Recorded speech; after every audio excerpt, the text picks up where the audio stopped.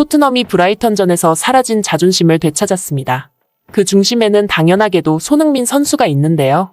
그러나 경기 중간부터 손흥민 선수를 믿지 않는 선수의 모습이 종종 포착되어 축구 전문가들은 일제히 당황하고 있습니다. 그 선수는 바로 히샬리송인데요. 히샬리송은 소니에게 키패스를 받았으면서도 옵사이드라고 생각하고 따라가지 않았다고 합니다. 하지만 분석 결과 충격적인 결과가 나왔다고 하는데요. 히샬리송은 도무지 받아들일 수 없는 얘기라고 치부하며 손흥민 선수에 대해 언급했다고 합니다.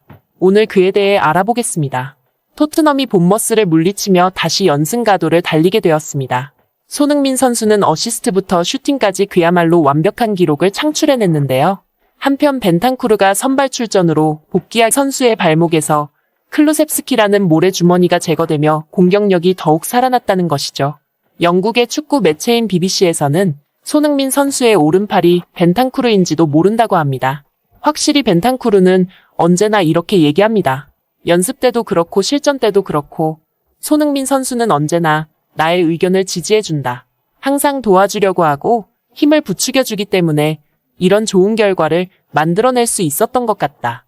대체 어디를 가야 손흥민 선수와 같은 월드 클래스를 만나볼 수 있을까? 이적 제의가 끊임없이 나에게 쏟아지지만 손흥민 선수가 먼저 떠나지 않는다면 절대로 토트넘을 떠날 생각은 없다. 그러나 결국에 손흥민 선수가 토트넘을 떠난다면 나 역시 이런 구단 따위 단숨에 나갈 자신이 있다. 절대로 여기에 남아있지 않을 것이다. 왜냐하면 손흥민 선수와 같은 뛰어난 선수를 홀대하고 막대하는 구단이기 때문에 이곳에서는 미래가 없다. 한편 손흥민 선수는 후반전에서도 절묘한 패스를 번번이 찔러 넣어주어 동료들의 얼굴에 화색이 돌게 했습니다. 하지만 히샬리송은 항상 욕심이 가득 찬 원터치로 득점을 해야 하는 순간에도 찬스를 놓치기 일쑤였습니다. 그 모습을 보다 못한 손흥민 선수는 결국에 본인이 슈팅하기로 마음먹었던 것이었죠. 손흥민 선수는 자신에 대한 열등감이나 시기 질투 때문에 더 이상 본인이 슈팅하고 득점하려고 하지 않았지만 히샬리송이 자꾸 찬스를 낭비하고 공을 받아먹지 못하다 보니 손흥민 선수로서는 결국 본인이 슈팅하기로 마음먹었습니다. 이와 비슷한 사례가 NBA에서 감독으로 일하던 마이클 조던이 결국 답답함을 참지 못하고 직접 선수로 뛰어 우승을 시킨 것과 매우 유사하다고 합니다. 축구 전문가들은 일제히 소니에 대해 이렇게 얘기합니다. 어떻게 저렇게 좁은 각도에서 득점을 꽂아 넣었을까? 손흥민 선수는 언제나 팀원들에게 봉사하는 줄 알았는데 이렇게 직접 슈팅까지 하니 단연 월드클래스라고 할 만하다. 영국의 축구 팬들은 손흥민 선수의 슈팅에 일제히 깜짝 놀랐습니다. 그렇게 손흥민 선수의 리그 득점 순위는 2위에 올라섰죠. 한편 경기 후에 영국의 스포츠 매체인 풋볼 런던에서는 손흥민 선수에게 재계약을 할지 물어보았습니다. 왜냐하면 슈팅하기 위해 욕심이 그득한 동료들이 토트넘 내에 우글거리기 때문에 언제나 손흥민 선수는 지친 기색을 보였기 때문입니다. 하지만 손흥민 선수는 얘기했습니다.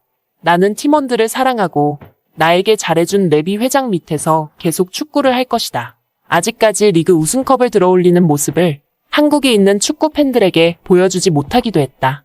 나는 한국인들이 자긍심을 갖고 삶을 살았으면 하는 마음 말고는 그 어떤 소망도 갖고 있지 않다. 만약에 이적을 떠나는 때는 아마도 리그 우승컵을 들어올리는 때 말고는 없을 것 같다. 한편 히샬리송은 최근 들어 최전방 스트라이커로서 경기하며 전방 압박은 전혀 하지 않고 농땡이를 피워 여러 가지 패착을 토트넘에 제공했는데요.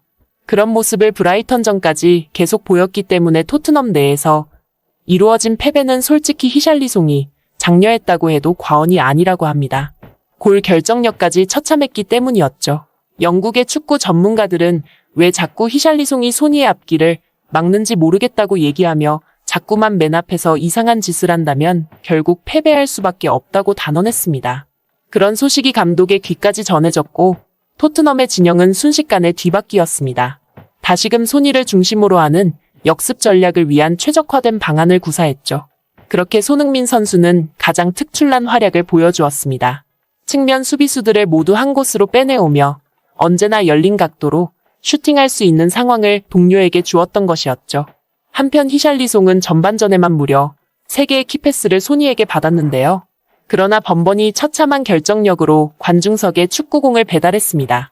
한편 전반 30분에는 부상자가 생겼고 스킵이 들어왔는데요. 손흥민 선수는 눈물을 보이며 벤치로 들어가는 사르를 보며 금방 경기를 끝마치고 대화하자고 얘기해주어 뛰어난 리더십을 보여주었습니다. 영국의 축구 매체인 BBC에서는 손흥민의 따뜻한 마음을 조명했습니다. 부상당하여 낙담하고 들어가고 있는 사르에게 숨가쁘게 흘러가는 경기 중에 그런 말을 건네줄 수 있는 주장은 어디에도 없을 것이라고 참으로 훌륭하다고 말해주었습니다. 그렇게 뛰어난 리더십을 자랑하는 손흥민 선수를 주축으로 토트넘은 또다시 똘똘 뭉쳐 활약상을 보여주었습니다. 마침내 손흥민 선수는 완벽하게 촘촘한 수비 라인을 뚫어내고 강력한 슈팅으로 리그 12호 골을 장렬시켰습니다. 그렇게 손흥민 선수는 프리미어 리그 20라운드에 MOM에 선정되었습니다. 소파스코어에서도 높은 평점과 함께 전례 없는 월드클래스라는 호평을 받았습니다. 한편 영국의 축구 전문가들은 본머스가 분명히 2배나 더 많은 슈팅을 시도했는데 어째서 토트넘에게 월등한 득점력을 빼앗겼는지 이해할 수 없다고 했는데요. 거기에 대해 조사해보니 손흥민 선수의 압도적으로 높은 골 결정력이 이번 경기에 지대한 영향을 미쳤다고 합니다. 확실히 손흥민 선수만큼 적은 슈팅으로 완벽한 골인을 해내는 선수는 프리미어 리그에 없다고 합니다. 한편 이번에 토트넘이 이길 수 있었던 이유에 대해 클루셉스키의 출전이 불발되었기 때문이라고 보는 전문가도 많았습니다. 클루셉스키는 언제나 소니에게서 키패스를 강탈하며 본인이 찬스를 얻어내는 것으로 유명했는데요. 그런데 마침 경고 누적으로 인해 출전이 불발되다 보니 토트넘의 공격력이 이렇게 살아났다는 것입니다. 대부분의 축구 팬들은 이미 알고 있던 사실이었지만 포스테코 감독은 장님이 요새 되어버렸는지 아무것도 못 보고 있었다고 합니다. 이제 소니가 아시안컵으로 차출되면 토트넘이 클루셉스키의 안방이 되어버려 암흑시대로 돌아갈 거라는 전망도 있는데요. 한편 경기 중에 손흥민 선수의 키패스를 받은 히샬리송의 엉뚱함이 화제입니다. 처음 소니로부터 다가오는 키패스를 보고 히샬리송은 당연하게도 업사이드겠거니 하고 따라가지 않았는데요. 하지만 전문가들의 분석 결과 소니 패스는 절대 업사이드가 아니었고 받기만 하면 무조건 골인할 수 있는 빅찬스였다고 입을 모아 얘기했습니다. 만일 히샬리송이 아니라 케인이었다면 무조건 그 찬스를 받아 먹었을 것이라고 보고 있는데요. 그러다 보니 손흥민으로서는 수준이 맞지 않는 선수들과 함께 매번 힘겨운 경기에 골치 아파하고 있다고 해도 과언이 아니라고 합니다. 축구 팬들은 커뮤니티닷컴인 레딧에서 얘기합니다. 손흥민 선수는 언제나 팀원들에게 봉사하고 있다. 이번에도 수비수 4명이 손흥민 선수 1명에게 달라붙어 있으니 얼마나 슈팅하기 편안한 환경이 동료들에게 갖추어졌는지 안 봐도 비디오다. 손흥민 선수는 이번에도 수비 공간을 격파하는 스루 패스를 히샬리송에게 수도 없이 보내주었다.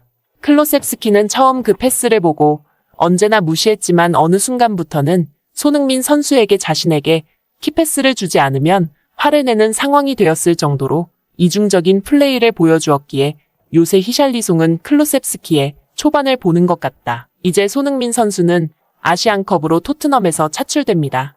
포스테코 감독은 월드클래스 수준의 선수가 빠지게 되면 토트넘의 빈 구멍을 어떻게 메워야 할지 참으로 참담하다며 전전긍긍하고 있다는데요. 하지만 포스테코 감독은 소니가 아시안컵을 통해 토트넘에서 당한 착취에 대한 회복을 했으면 좋겠다고 소망했습니다. 여기까지 영국의 축구 매체인 인사이더에서 주최하는 기사 내용의 요약이었고 구독과 좋아요를 눌러주신다면 다음의 내용을 요약할 때 매우 큰 도움이 됩니다.